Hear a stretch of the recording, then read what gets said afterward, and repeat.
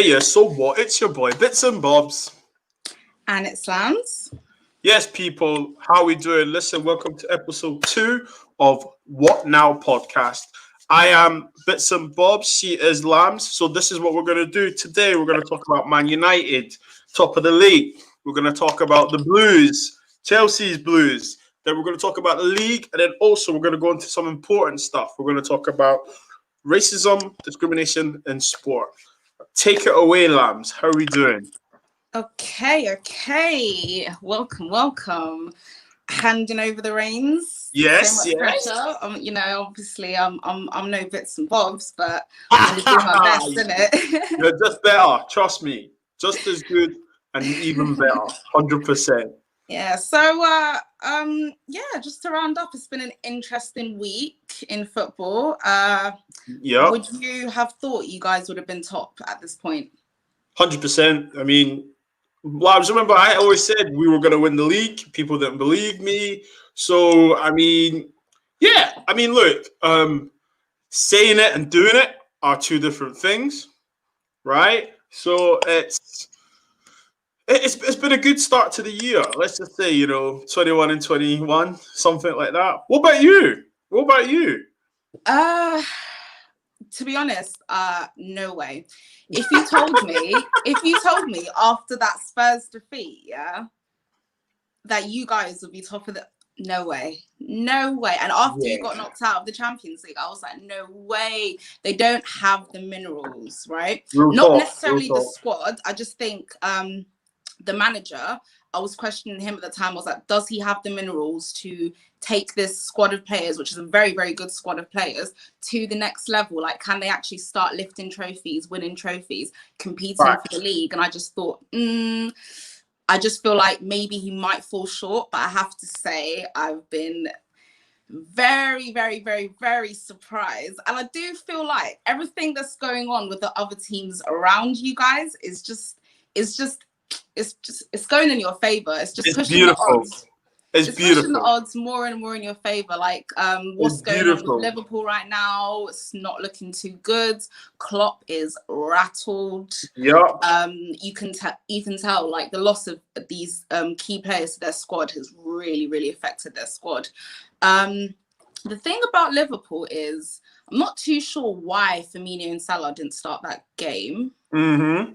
So again, we can probably question the manager about that. I think they never started because he thought it was Burnley. That's why, beating Burnley isn't for everyone.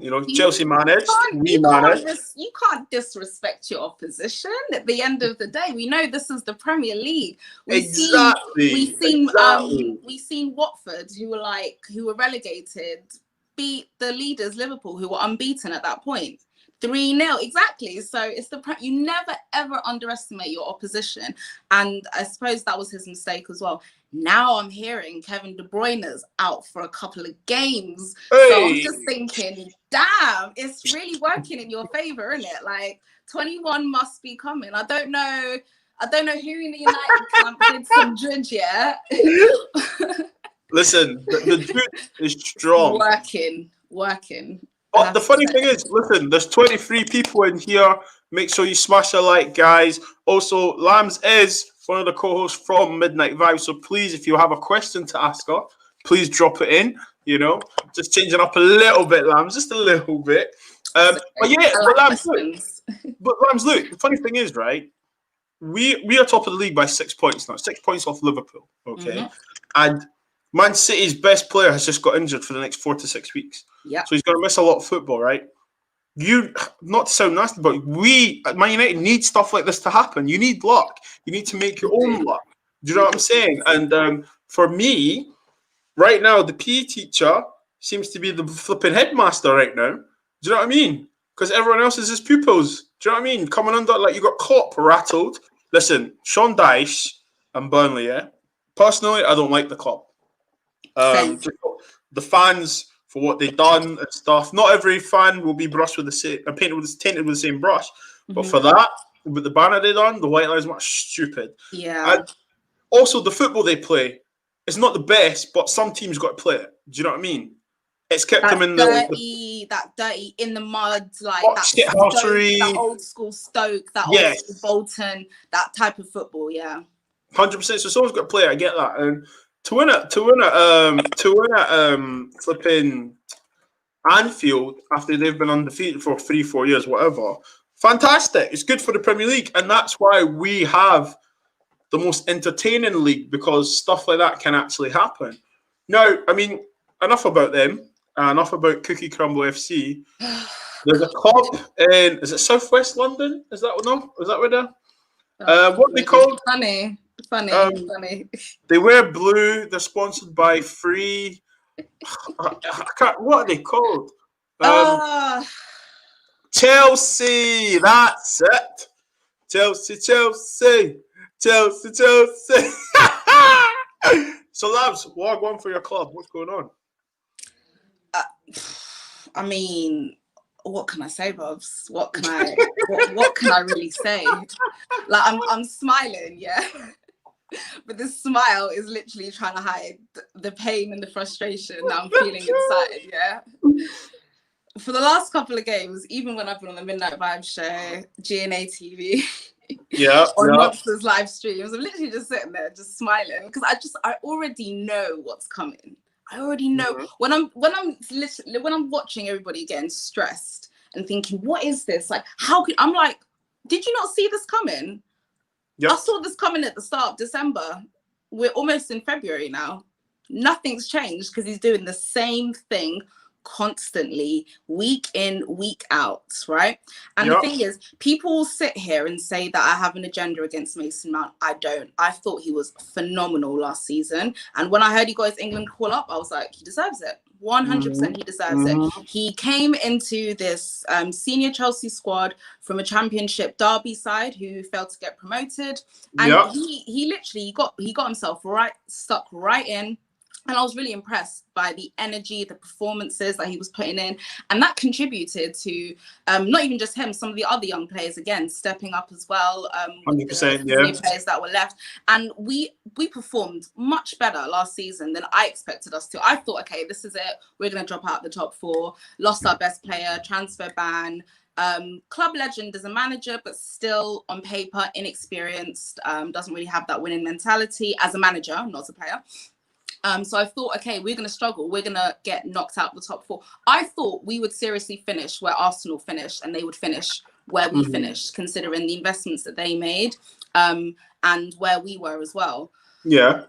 So I was really, really, really impressed that he managed to achieve that with the squad that he had. And I was like, okay, if he gets backed, then the only way from here is up, right?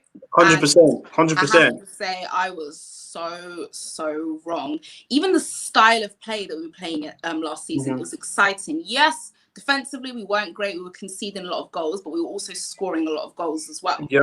And I think that's probably what helped. And then everybody else kind of like bottling it, like Leicester. Bottling it towards the end. Manchester United bottling it in the beginning. That I think probably helped get us back into the top 4. And you've been backed. You've been backed more than any other young, inexperienced manager. You've been really, really backed. And Well, wait. When you say backed, I mean, let's analyze when you say backed. I mean, how much has Frank actually spent, Lamz? Oh, you're gonna make me say it, aren't you? Yep. You're gonna make me. £250 million. Imagine. So he finished top 4. Okay. So let's be honest. He's bought himself a season at least, right? And I remember him saying, I need players. Like, you know, the board knows I need players. And he got the money. You got the players that you wanted. Not even like your second or third choice. You got your first choice players. The ones he wanted, he got them. So what's your excuse? Exactly. So I mean, the title of the podcast is "What Now?" So I mean, Lamz, what now for Chelsea and Frank? I think we all know already. I mean, I'm so surprised. I was so surprised to see that article. And I'm just like, oh my God, any other person would have been gone. After the Arsenal game, any other manager would have been gone. And the fact that we're only keeping faith in him is literally just because he is a club legend. But he's been up under Roman Abramovich, statistically speaking, because everybody loves bringing up stats here. He's the worst manager. He's gotten us our worst. Even last season, when we did good considering the situation, the circumstances, it's still bad. It was still pretty bad. Yeah. Do you know what I mean? But obviously, like, everyone was making excuses for him because of all of this. There's no excuses now. There is no excuses now. I mean, I've given this guy half the season. It was finally after the West Ham game where I openly came out and I said I'd like him to leave, because even though we won 3-0, was it convincing? It was not convincing. No, not at all. We held our breath up until that second goal went in, and it wasn't even like, oh, yes, we deserve this. It was like a sigh of relief, like, that's another 3 points. We sweated hard, heart palpitations, foot in our mouth moments for the whole game. Like, it was not good. And after that, I just knew, because he's going to stick with the same formation, the same style of play, and we can see there's no creativity. There is nothing. There is no creativity. And why should we have no creativity? We have players like Pulisic, Ziyech, Kai Havertz, even Mason Mount. Billy Gilmore can drop a pass. Callum Hudson-Odoi. Why is there no creativity? It's literally the sideways passing backwards, and then they get and then they get the ball up into the opposition's half, and then they're just passing it around like a diamond around the box. And then afterwards, it's like crossing, inshallah. Literally, it's the same thing. It's so predictable. Like, when we go forward, I don't even get excited anymore because I know what they're going to do. We just know what's going to happen. And I just want a manager to come in to implement a style of play, a system that will work for all 11 players on the squad, not just one. Not just one. Nah. Shout out Usman, shout out Daniel, shout out Jack, Douglas as well. Big up to everyone in the cut. Usman's saying he wants Lampard to stay. I think you should cut him some slack. I mean, he did get top 4. Do you know what? I can't believe I'm saying this, yeah. But in the words of DT, Frank Lampard took you from 3rd place to 4th place. And that's a stat for the people that do stats, right? Yeah, it's a stat. So we've got, what do we have here? We have a great PE teacher at the top of the tree. Okay. We have a PE teacher who just got that Christmas bonus and was like, sweet. Do you know what I'm saying? Sweet. Who is, as it stands, okay, on the 22nd of January, he is 2 points ahead of City. He is 2 points ahead of Leicester, played the same game. City have a game in hand. He's 6 points off Liverpool. Now, for the PE teacher, second, you've got Pep, second, you've got Brenda in third, and you've got Klopp, who is apparently the manager of the greatest team ever. Not even this year, last year, the greatest team ever. Literally for like the last 3 years or something. Exactly, which is a complete shambles, because you can talk about the Invincibles at Arsenal. You could talk about the double winning team at Chelsea, Mourinho's team. Talk about the treble winning team at United, yeah. Exactly. So about winning one league, one title in 31 years. Shut your mouth. They're making noise. Like, what the hell? And the thing for me, yeah, is he has spent. H997. We're coming to that because I think we need to touch base on that. Yeah. Lamz, I mean, he spent $250 million, right? All jokes aside. And for me, he's in a worse position. You know, you guys are sitting 8th, and I've beat this there. Check this. And remember, some people still haven't played. Some people still haven't played. That's it. Southampton are on the same points as you, right? Yeah. And if they win the next game, they go 3 points clear of you. Arsenal, I played the same game as you, are 2 points behind you. Do you know what I'm trying to say to you? Like, do you remember a month ago we were bantering them about relegation, and now look. Exactly. So what's okay? Let's conclude on Chelsea. What's going to happen? What do you think? Realistically, what do you think? I know this is going to sound terrible, but first of all, I don't care about this FA Cup game on the weekend. And I know we probably won't, but I hope we lose, just because I want people to understand the caliber, the seriousness of the situation, right? But even if we win that game, which I probably think we will win that game, we have Wolves, right? Tough game. I think we're going to lose that game. I think we're going to lose that game.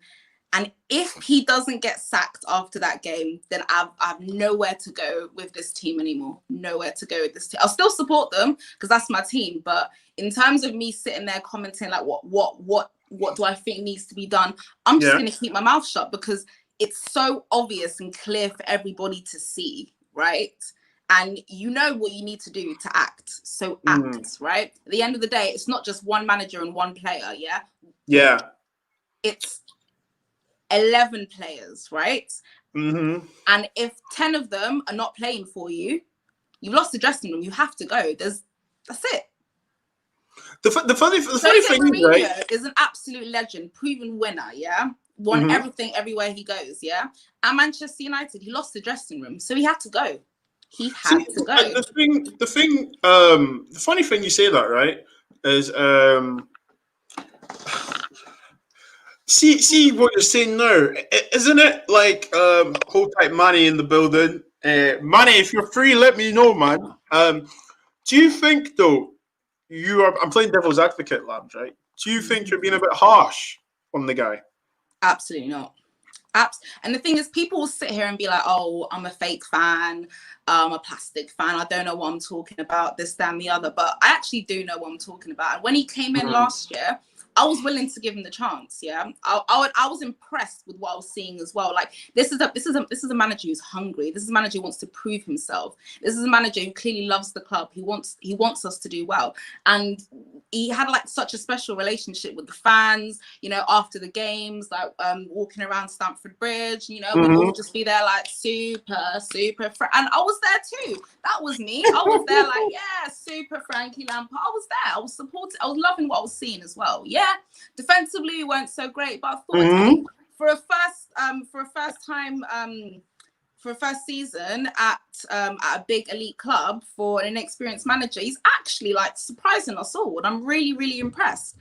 But I'm running out of excuses. And in the beginning, after the transfer window ended, okay, I was like, okay, he's been backed, he's got the players he wants. Okay, a little bit unlucky with injuries, maybe not a pre-season in the beginning, but nobody else had a pre-season either. Yeah, so true. You can't sit there and use that as an excuse. Like, you have a pre-season, you need time for the players to gel in, this, that, and the other.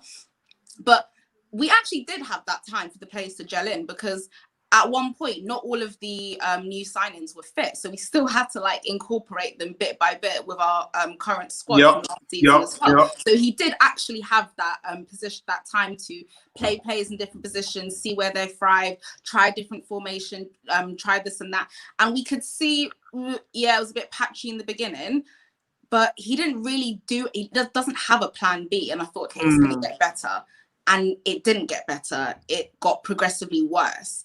And I was just sitting there and I'm just thinking, okay, we're halfway through the season. The man doesn't know his best 11.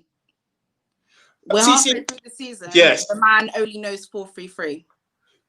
So what do you think, right? I know this is not, obviously, guys, just for you watching, this is not a Chelsea show. It's just that me and Lamz, obviously we talk every day, but, you know, when it comes to streaming, this is the first time I've seen her face. So we're just trying to, trying to get this consistently, be it weekly and so on, once a week, give you guys some nice, good content. So with Lampard, yeah, obviously he only knows 4-3-3, right? But then he's a Chelsea man. Do you know what I mean? He knows what it's like to win as Chelsea, guys, blah, blah. I think, do you think that he has got 3 games left? And I'm not trying to, because you're sponsored by 3 and stuff, but like, you know, a lot has happened this season, and a lot can happen.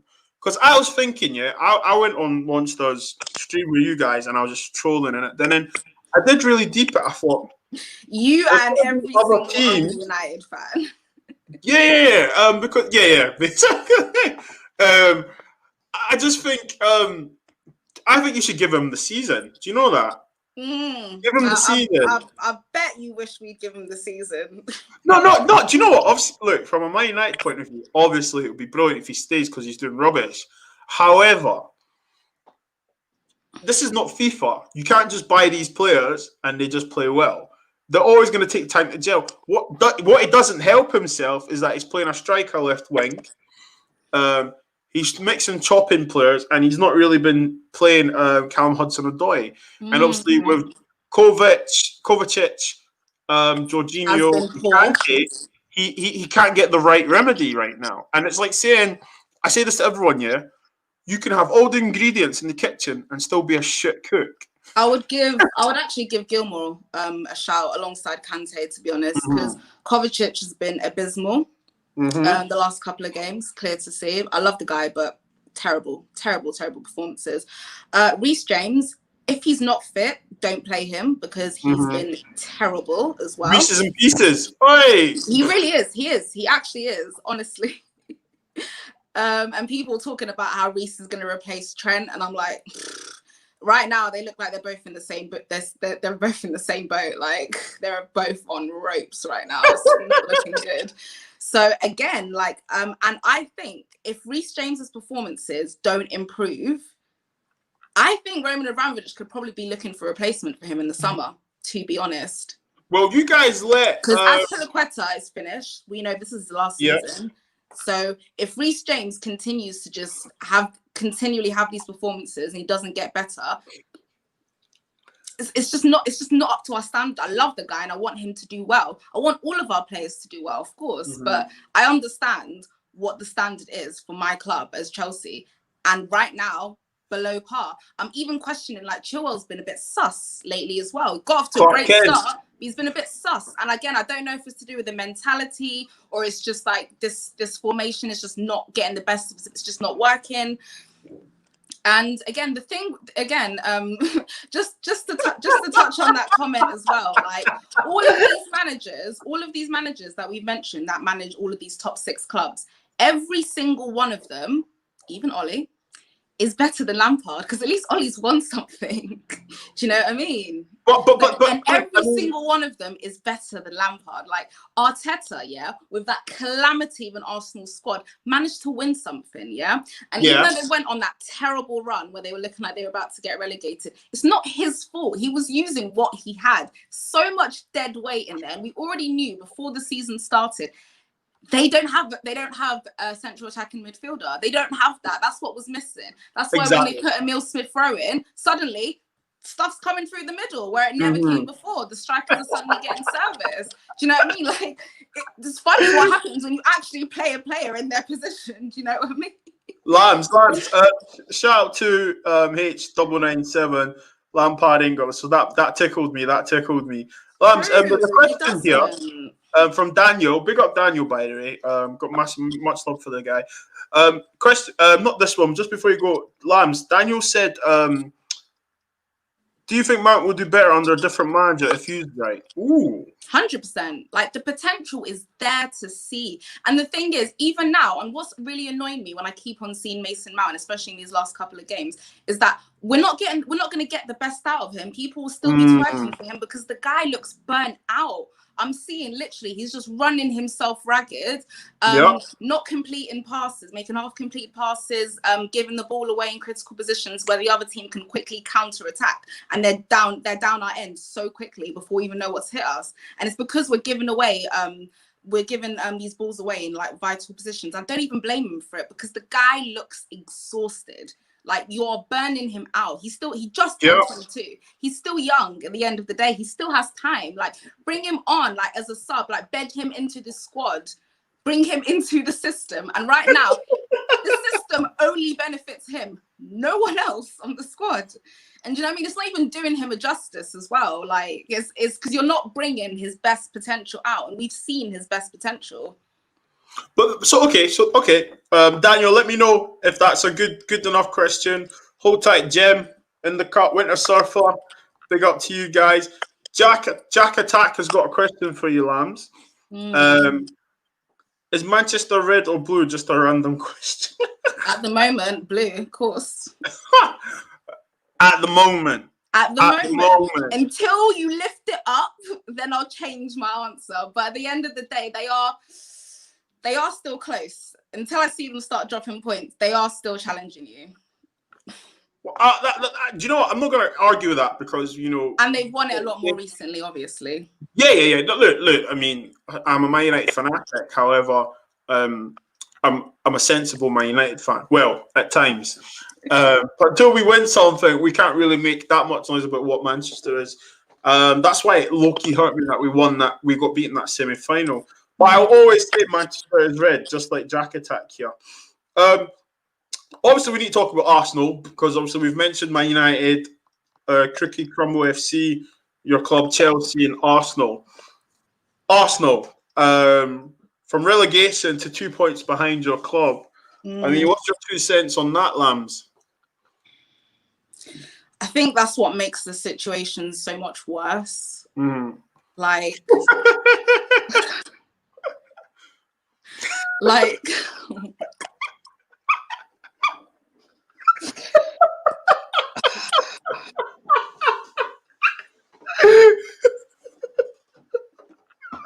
it was just, do you know what? I had a feeling because even though they were doing so bad up until like they were on games at the start of December, and we were like winning here but unconvincingly, drawing here, losing a little bit but not so much. It was almost like it's like hit and miss with Chelsea, innit? Like, oh, win one, draw one, lose one, draw one, win one, lose one, draw one. Like, that's basically you just don't really know what to expect with us. But 100%. From the way we were playing, I could already see, I was like, this isn't convincing, it's not getting better. I have a feeling. I hope not though. I hope like even we're still good enough to beat them in the current state that they are. Surely not. Well, do you know what? The way they turn us over. Oh my! I was literally just watching the game with my mouth just hanging open, like. Yeah, it's a bit of a. See, Arsenal, they're a bogey team for some reason. Or they just can't. You know, I don't know why. But for me, yeah, I mean, low-key, I'm happy for a gal. Kesh and Samuel. I'm happy for a gal. Do you know what I mean? Because like the guy, he took that heat, and every day he was there, like after every single game, defending his club. 100%. And that's what I like. I love fans who are so passionate about their club like that, because those are true fans. Like, you could tell the pain in his voice, in his face when they lost. Yeah, so. Fair enough. When they got that, I was just like, you do your thing, guy. You deserve to gloat. Go on, give it to him. And give it to us, because we deserve it. We deserve exactly. The smoke. Shout out the football capital all the way from Australia in the building. So big up to them. So yeah, Lambs, we're reaching Australia, man. Big things, you know. Big things. Jeez. Come on. I know. Okay, Jeremiah, respect the PE teacher.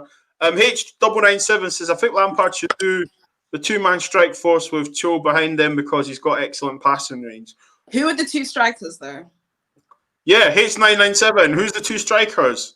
Wow, the Chelsea fans are in the cut, boy. Hey, Lamz, what do you think of Kai Havertz? So much potential. Wrong manager to unlock it. Okay. I do see what the last cut 21 and 21 for Jeremiah's been going strong with that. He said, I shouldn't be laughing. We're going to get power up next week. Yo, H997. If we get beat to you, yeah, you come on this show and we'll have a chat. And you can take the mick out of me, 100%. Sauce, bits and bobs, just sauce.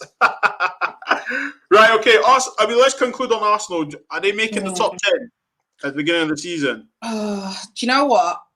If Frank Lampard's still here, Arsenal will finish above us. And I can't believe I'm saying this.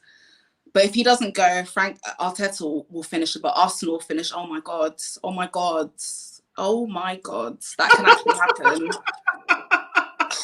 Because I'm actually just like, 2 points. And I've seen our fixtures and I have no hope.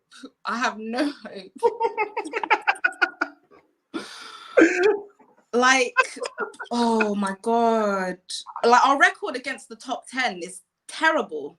Terrible this season. Have we beat any of them? Maybe Southampton, No. that's about it. Yeah, you beat And West Southampton, Ham, but and West Ham, that's it. on a real Southampton though. But you know, if you can't beat Southampton, are you a serious team? Just saying. Just saying. Just saying. That was actually the only game that Timo Werner actually played well in because he scored 2 goals. Who's that again? Oh, get out of here. You know, short guy, blonde, where's the number 11? No, sorry, I can't seem to find him. Is he missing? Finding Timo? Anyone? No? If found, please return back to Stamford Bridge. Just to round up on the football thing, Lamz, do you know the funny thing is, yeah? You gotta laugh, otherwise do you know why I love football? Guys, people are listening, yeah? Chuck in why you love football. Just a couple of months ago, Ollie was gonna get sacked. Everyone was talking about he's this and he's that, yeah. A few months later, we are top of the league. Like football is a beautiful game, but it can be cruel. I mean, when it rains, it pours. That's what I'm gonna say. Lamz, who do you think is gonna win the league? Oh God, Manchester United. Sorry? No. You're trolling. What? You're trolling. Huh? Did you hear something? Trolling. You're trolling. What? You're trolling. A team that used to be managed by Sir Alex Ferguson. You can find them in the Oldham region of Manchester. Well, you heard it here first, guys. Big Chelsea fan Lamz think Man United are going to win the league. Guys in the comments, please put who you think is going to win the league. Obviously, I said it from day dot, and people call me crazy. I said we can win the league. I said it on the terrace, said it on Usman Talks United. All the channels, streams I've been on, I said we can win the league. They're all laughing. But look, listen, we're 6 points clear now. You know, well, let's see what happens. I need you guys to keep losing, so I need Frank to stay in charge. Arsenal is a joke, it's a circus club. No disrespect, H997. And Liverpool Cookie Crumble FC. Do you know what I mean? Man City is the problem, and that's the last football team we're going to talk about before we go into yes, Manchester United 21 and 21. Thank you, please. We need to touch on Man City. Even Wayne Rooney came out actually and said that he thinks United are going to win the league this year. Yeah, he's just saying that for publicity. Man just won a league game for Derby. Don't mind that guy. He's a living legend, yeah, but hey. That's nonsense. I ain't trying to hear that. You know, I ain't trying to hear that. So yeah, Man City, like, come on, Man City, yeah.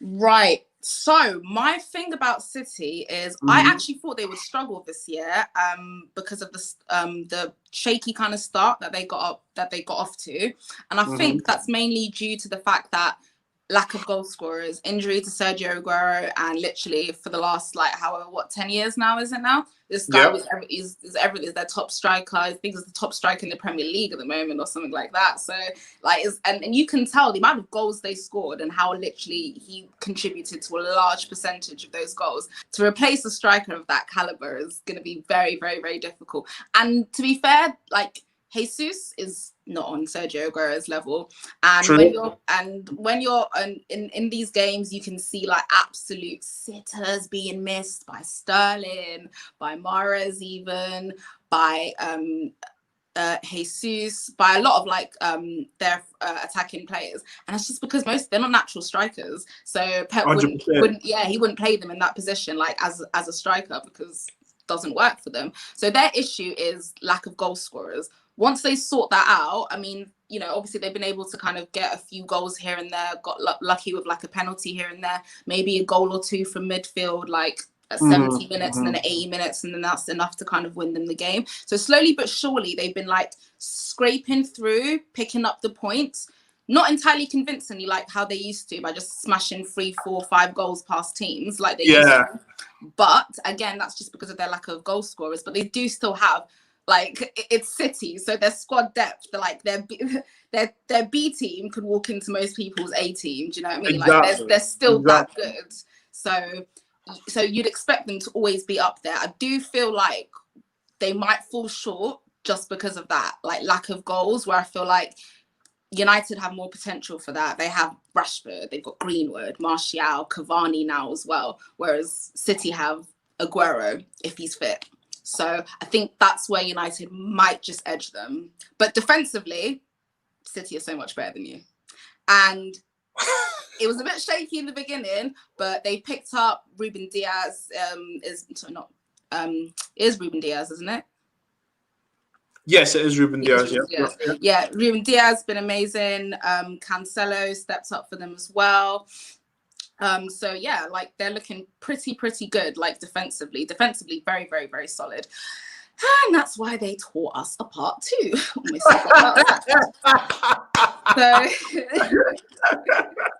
because everyone's like, oh no, City aren't doing well this season. You should be all right. And I was like, no, no, they're not doing good, but they'll still beat us. And I was right. The thing is, the thing about City is that you can't knock them down because obviously they're just winning games, moving in silence. I can't ignore this comment here though. The Maguire part. I think the thing about Pep is that he would have been annoyed that he couldn't have stomped a defence against the league, and obviously Liverpool won it in their right. However, now it's a level playing field for everyone. If they win their next game, they go top of the league by a point. Exactly. And they just need to keep winning. And it's an old cliche saying, but just keep winning your games. Keep winning them by hook or by crook. You know what I mean? Keep winning. I really liked this, because it's not like we're sitting here and we're saying there's a clear winner. Like we actually, for the first time in a while, we actually have a real title race on our hands where there's about 3. You can even possibly argue 4 teams involved, but I would mainly say the 3 teams is United, City, and still Liverpool. Like we can't rule them out just yet. But at the end of the day, the reason why I need our manager to go is because we're not gonna even make top 6 if he stays, because people are forgetting. Leicester are serious this year. Everton, they've got a great manager. They made some very important signings. They are not to be trifled with. They are an opposition team that that people need to start taking seriously, because they're another one that's just kind of drifting in the background, just picking up points and just silently going about their business.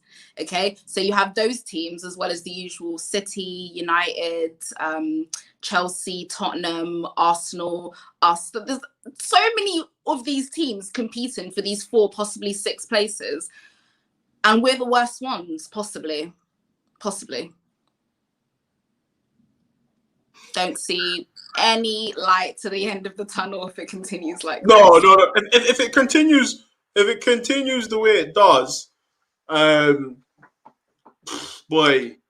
Look, the funny thing is that City can just go out and beat everyone. That's it. Like literally smash everyone. It's an interesting thing because I'm thinking about now the way they've been playing. They were lucky against Aston Villa. It has to be said. But I don't like really saying too many nice things about them because they're the enemy. There's a few comments that went on before we go into obviously racism in sport. Shout out to everyone in the cut. Please make sure you smash the like. I think the comments are having it. They're going about obviously KDB's injured. Big blow. So this one here, Maguire, Bailly, Diaz, and Stones.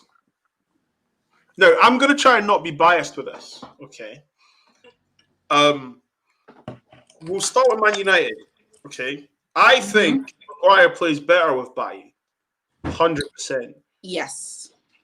I think he defends better. He concentrates on his job.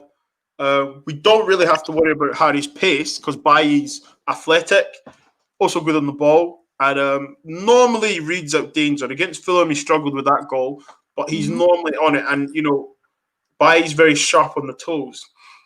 What's your thoughts on Bailly and Maguire?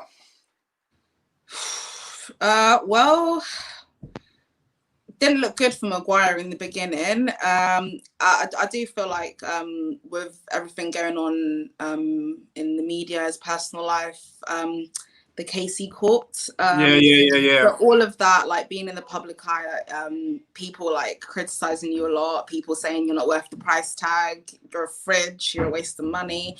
And to be fair, I still don't think he's worth the price tag. I don't think he's that good.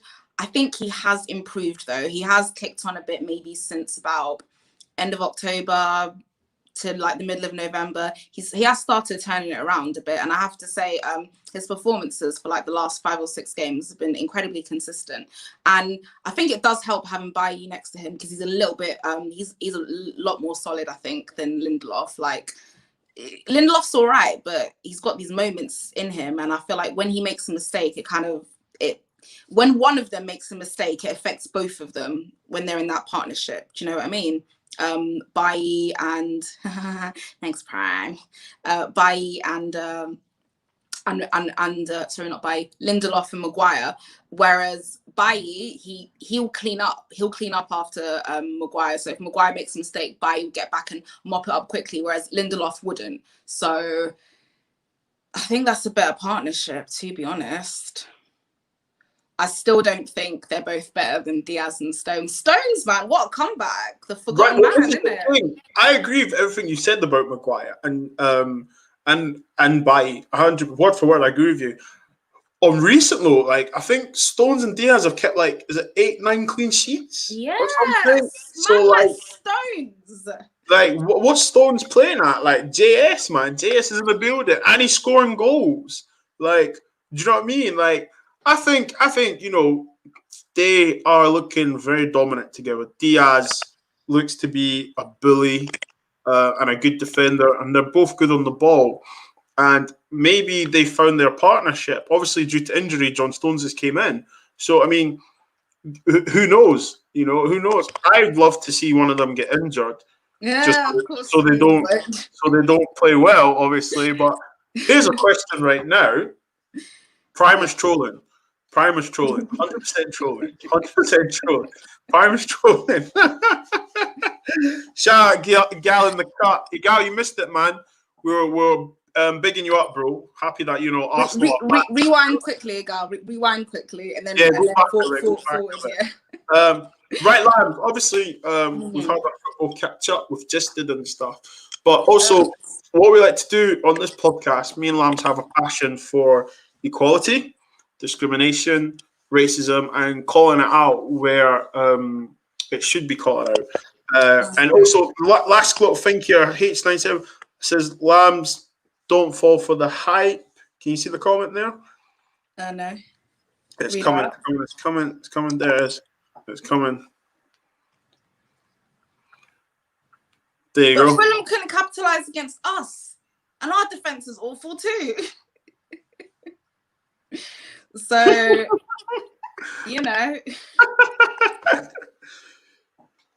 So anyway, look, everyone in the cut, please. There's a few issues, a few scenarios and episodes we'd like to discuss, and obviously ask the people in the cut about their opinions. Lamz, what subject would you like to go first on? Right. So, and again, this is great because we were talking about managers and, people thinking Ole was going to go and does he have the minerals? And again, people talk about Frank and his inexperience as well. So I want to basically brush on the difficulty of Black managers or the underrepresentations of managers from the Black community why is it more difficult for them to break through as first team coaches of elite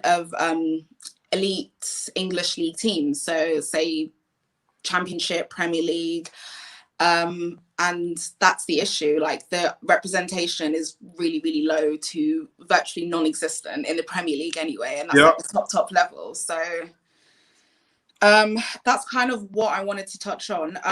The first thing I wanted to mention, and strangely, we're going to go back to Frank Lampard again, because earlier last year in 2020, around June, obviously there was the article that came out where Raheem Sterling basically called this out, like the underrepresentation of Black managers and why it's hard for them to basically break through at elite levels. And basically saying that as young black boys growing up watching this, they would feel like, okay, well, we would never have a chance. And this is the kind of message, the mentality that's being filtered through to the younger generation. Like, don't even bother trying to do this because you're never gonna get a shout and you're never gonna get a look in. And I want to highlight a few facts, so a few stats, right? So currently there are 6 black / non-white, so possibly maybe mixed race or something like that, coaches in the top 92 clubs in the English professional leagues and 0 in the Premier League. That's damning. Very, very, very, very, very damning. And then to bring it back to that Dwight York interview in October, it was early October or late September, where he basically talked about his experiences applying for managerial positions following his retirement from football. And I think it was 2009 or 2010, basically. And how he was, going for his coaching badges, this, that, and the other. And he was discouraged from this by his friend, Andy Cole. Yeah. Another top player in his day as well.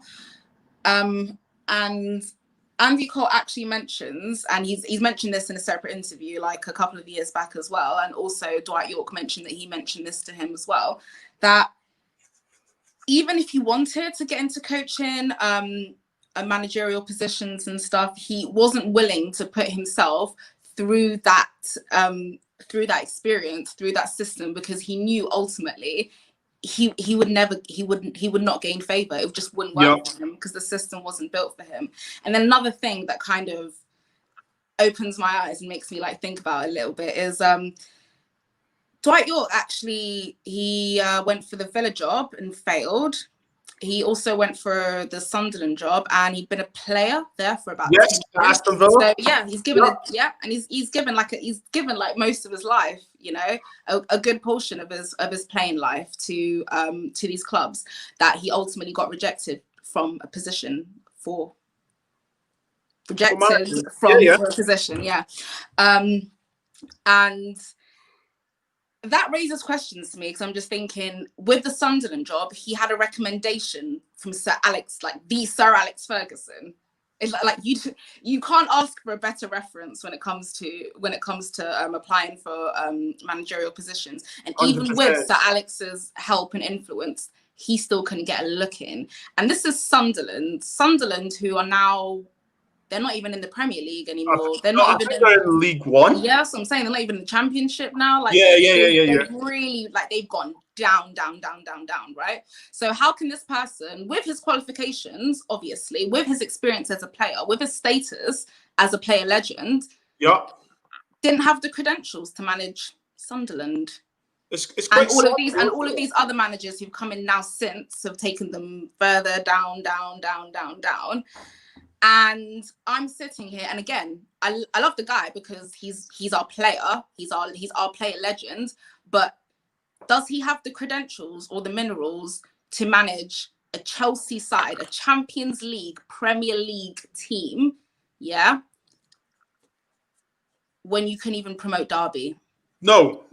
It's no, and again, and you question the fairness, and then you also talk about his response to Raheem Sterling, basically thinking he's trying to call him out, saying he doesn't deserve his position, but he worked hard for his position. I don't doubt that he worked hard for his position, but what I'm trying to say is there are other, possibly more qualified black managers who've who are much more experienced, who've been in this managerial and coaching game for a lot longer.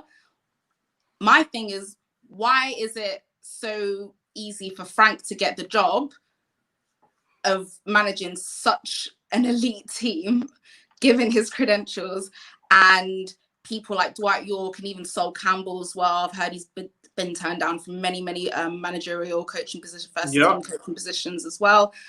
What? And again, and that's the question, and that's kind of what I wanted to discuss with you, basically. What do you think? What are your opinions? Can you see there is a bit of there is still some serious systemic racism going on? Yes, there is. Especially 100%. In this. Because look, you know, we always talk about players going to be good managers. Why? Because we think they're good players and they've got loads of knowledge. Now, Dwight York scored loads of goals for Blackburn, Aston Villa, and Manchester United. Yeah. He scored everywhere he went. Now, he's been on Sky Sports as a pundit, and, you know, he's very articulate, he speaks good, he shows knowledge and stuff, and obviously, I think he's a Man United ambassador. So, for me, regardless of his skin colour, I'm thinking, if I'm a chairman, I'm thinking, wow, I can get Dwight York to come here, you know?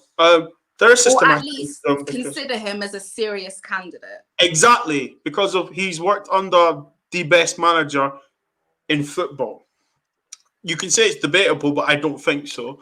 And for him not to be able to get something, even with a recommendation from the greatest manager, when Frank Lampard's uncle called the chairman at Derby and said, yeah, give him the job. Now, this is Harry Redknapp. Harry Redknapp has managed 1,000 plus games. Harry Redknapp, I don't know if he's won. Yeah, he won the FA Cup with Portsmouth. Harry Redknapp managed Tottenham as well. Managed Tottenham. Yeah. So like for me, every single club. I don't understand it. For me, do you know? Like for me, it's like, well, I do understand it. I know what it is. I know why. It's because obviously he's black. I'm going to go out and say this. It's because he's not. He doesn't fit the picture. I mean, we need to ask ourselves this. Steven Gerrard, in fact, we're on Lampard, so we'll skip on Lampard. Lampard went from Derby, from actually nowhere. He wasn't, I don't know where he was coaching before. He went to Derby. He went from nowhere to Derby first, and then from Derby to Chelsea. Which, let's be honest, does not, in any manager's career, that doesn't make sense. You know, we can say it's because it's Frank Lampard and stuff, but I don't think that makes any sense because we're talking about credentials here. Now, so why can't Thierry Henry go and manage Arsenal? Yeah, that's it. Yeah, exactly. That's the logic I think has happened here. And, you know, you could say, people will say like, oh, he was the one they wanted. He was the man for the job. What does the man for the job actually mean? Because if you're talking about Chelsea is a big club now, all rivalries aside, Chelsea's the biggest club in London. Okay, Chelsea's the most. I think they've won the most trophies in the English Premier League in the last 15 years. Yeah. Right. Correct. So this is a big club. Now, why does someone look at Frank Lampard and say, you're the man who's going to take this club forward? On what credentials? Now, we can say, yes, he was a great football player, all-time goal scorer, but that doesn't mean you are going to be a great manager. And this is where we talk about the privilege, because he has got white skin, because he is a likable character. People are like, oh, Frank, super Frank. Everyone knows the song. Exactly. And he's an England darling with the media. His wife is on, is it Loose Women? I don't know. She's a presenter on ITV or something. I don't know. She's on Loose Women, yeah. There you go. So it fits the bill. It seems right, perfect. You know, and you look at Dwight York and you must think, bloody hell, that's Dwight York. How can he not get a job in manager? And you have to think to yourself, it is discrimination, it is racism, and it's systematic racism. And then when you do the stat you gave, damning. I mean, I can't even tell you how many black Premier League managers there is. I don't think there's any. The last one I remember was Chris Hughton. There you go. And I think he's at Tottenham Forest now. Yeah, for Newcastle. So yeah, it's a bit mental for me. Like 100%, I think it's a bit mental, and it's annoying because you see Micah Richards and stuff, and you know you seen like the heat he got from him and Alex Scott when they took over. It makes you do. Alex Scott, that's another one as well. Like the amount of. Exactly. It's tough. Okay, and again, talking of Alex Scott, because again, she's a female footballer, ex-footballer, and she's also black. So 100%. as well as having the race disadvantage, she also has the gender disadvantage as well. And I've seen, even when she's been like a pundit on analyzing certain games and stuff, so the criticism she's received when she's given her opinions and feedback on the game, like, it's actually so disrespectful. And it's a joke. And this brings me nicely onto my next point as well. So I wanted to mention Elena Moulton. She's the manager of Stoke City FC Women. And first of all, huge congratulations to her. She's 29 years old, black, female, managing boy. So congratulations to her for that. And again, she's the only one. She's the only one that's managed to break all of those barriers just to get to Stoke City FC Women. And for her to even do that is just absolutely amazing. Like, it's groundbreaking. And she also mentions how she sees like her struggle is a lot worse than some of the other black managers who are trying to break into like elite English football leagues, because she says it's a combination of race and sex being a different issue to representation. So as well as not just race now, it's race and gender. Mental. Exactly. And she also goes on to basically suggest that when people talk about BAME and BAME representation, they mostly kind of refer to, it's the men, it's the black men, they're not getting the opportunities, which is true, they're not getting the opportunities, but black women are getting even less, if that's possible, because of their gender as well. So my question to you is, again, what do we think about the underrepresentation of female coaches, and then, you know, linking it into female black coaches as well?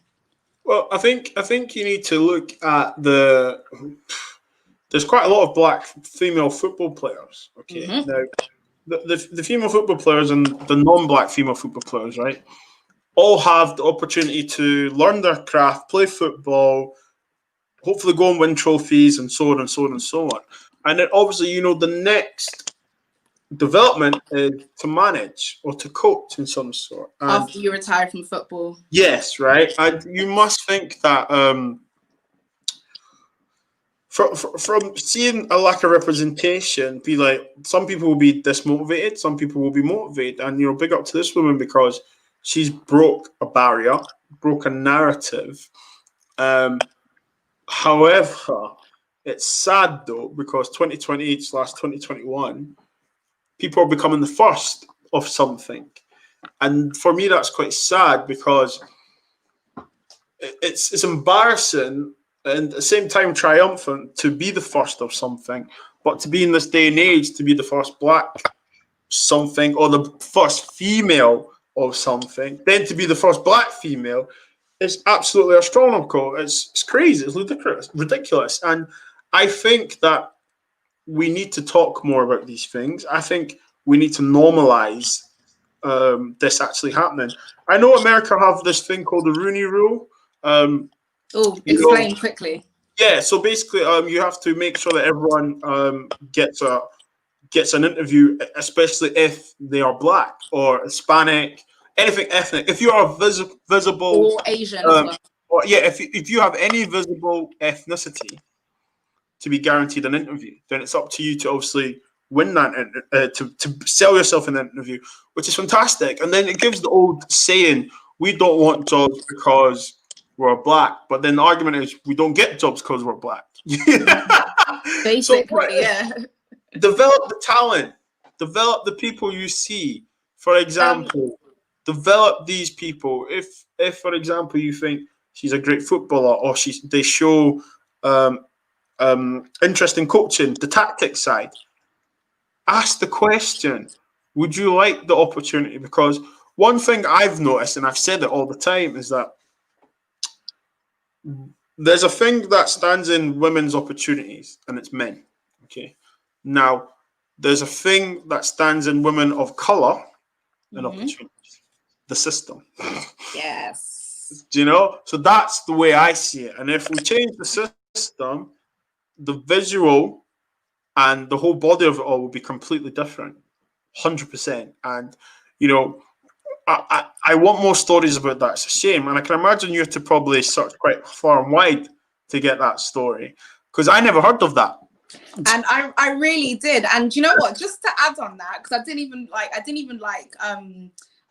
add to the notes that I sent you about this before we jumped on this. But this rule is not applicable in the Premier League. Mm-hmm. They are pursuing alternative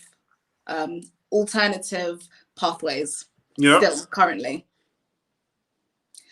So again, my question is, do you feel like this rule needs to be implemented in the Premier League as well, or do we need more than that in the Premier League? Not even just the stage of an interview. We need at least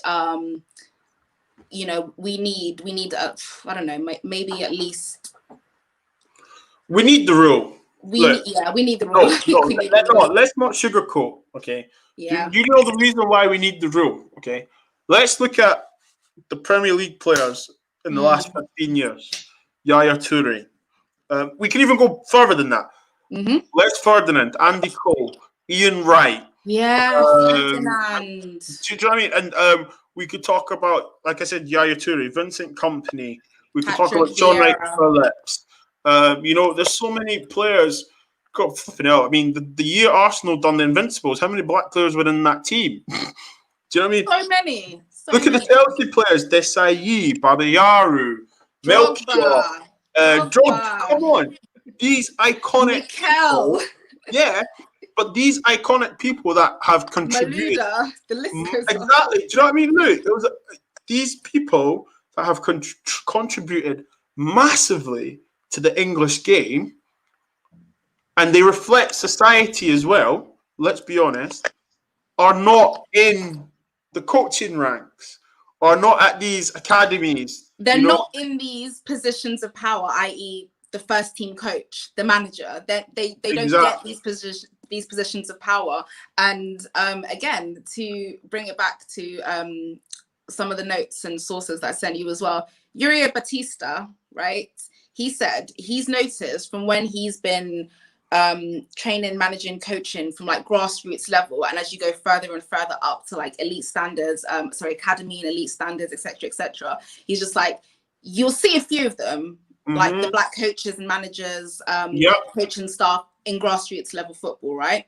And then as you start climbing higher and higher, it's like they start disappearing, getting fewer and fewer and fewer and fewer until you get to the absolute top, which is the Premier League, and they are nowhere to be found. And that's 100%. The problem. 100%. And I think that's the best way to wrap up. I mean, they're nowhere to be found, Lamz. Do you know what I mean? And it's like, it's crazy how we don't speak, not just speak more of it, but we don't actually identify this. How come? By the way, Didier Drogba is probably one of the best strikers in the Premier League history. Oh, legend. How come he's not at Chelsea trying to help the strikers? Do you know, why isn't someone thinking about that? And Ollie got ridiculed for bringing Darren Fletcher back into the squad. Apparently, he's really heavy into team tactics, and I was just like, what the hell is he doing that for? Like Carrick's there as well in the staff. I think he's. Roy Keane is back in the back room as well. Like all of these, like I think is it Gary Neville or Ryan Giggs also involved? Yep. Like these legends, like these people who are at the top of their game in their positions. They're saying, like I remember when on Sky when Roy Keane was like he wanted to put them pause on David De Gea. I feel like he probably did, because his performances have gotten so much better. Exactly, because it's like you need people like that to show representation of the club, to show how people are. And why is it only seeing the white people? Do you know what I mean? Like Didier Drogba was probably one of Chelsea's best strikers. Yes. Yaya Toure is one of Man City's best midfielders. Okay, Man United, we had Andy Cole, we had Dwight York. Do you know what I mean? We had who else did we have? We've got obviously everybody. We had Rio Ferdinand. Why is Rio Ferdinand one of the best defenders? Come on. Why is Rio Ferdinand not at this club? We had flipping Paul Ince, but he's an idiot because he went to Liverpool. But you know what I'm trying to say to you? We we had these players, and for some reason they're not getting enough opportunities. So I think they should bring that Rooney rule, because then, look, all you need to do for our communities is get in the door. That's it. Let me in the door, let me in the department, and our talent will take care of the rest. What's your final word on it? Final word on so my final word on this is, you're absolutely right. I think this rule needs to start being implemented in the Premier League as well. The more that people are aware that things like this exist, the more people actually do their research and, you know, choose to not be willfully ignorant. It could be that we are slowly but surely breaking these barriers so that when, you know, a prime Raheem Sterling right now, who in an interview some months ago brought this up, this underrepresentation. So by the time someone like a Raheem Sterling finally decides to retire from football and wants to go into managerial roles, we'll be able to see him managing like a Premier League team, a black man managing a Premier League team, because by the time we'd have got to that point, those barriers would have been broken down and we will have representation. So that's the dream, that's the aim. And I'll leave it. And that's what we want. And hopefully it won't just be what we want, it will be normality. And the conversations will be like, whoa, Drogba's the coach of, or the academy coach. Oh, whoa, by the way, Man City have brought Yaya Toure, blah, blah, blah, and stuff. And then once our clubs are academies, because I tell you what, the players in the academies all represent society and the world. But why doesn't your coaching staff do? Do you know what I mean? Exactly. But listen, guys, I have been Bits and Bobs. She has been Lamz. I have. Thank you so much for watching and listening. This time next week, we'll be doing it at episode 3 of What Now, bringing to you, obviously, a football review, as well as a review on racism, discrimination, and also major coverage on our communities being given opportunities. Representation, that's it. 100%. Lamz, I know it's on the banner, but please tell everyone where they can find you. Yes, so you can find me here on Bits and Bob's channel, What Now, nearly every single Friday. We'll try and make it every single Friday, obviously. You'll find me on the Midnight Vibe Show on the Football Terrace. You can find me on Monsters CFC live Chelsea streams. You know, it's been a bit depressing lately, but if you come and join us, it'll make it better. We'll feel better. You can also catch me on GNA TV from time to time. I'll feature in the Chelsea Ladies Show. I'm going to jump onto that, I think, straight after this. So yeah, jump onto GNA TV because I'll be there. Yeah. So, and also I'm on Instagram in terms of socials. Yeah, it's just at Lamio Mode on Instagram. It's on the bottom. So yeah. Fantastic. And obviously it's your boy. I was gonna say it's your boy BX because he just messaged me now. But obviously, so boy, it's your boy Bits and Bobs. Listen, everyone, thank you so much for listening. Like and share. Tell your nan, tell your grand, tell your mom, tell your stepdad, and tell your grandparents. Okay. Share and watch. Okay. Peace and love to you all. Thank you so much.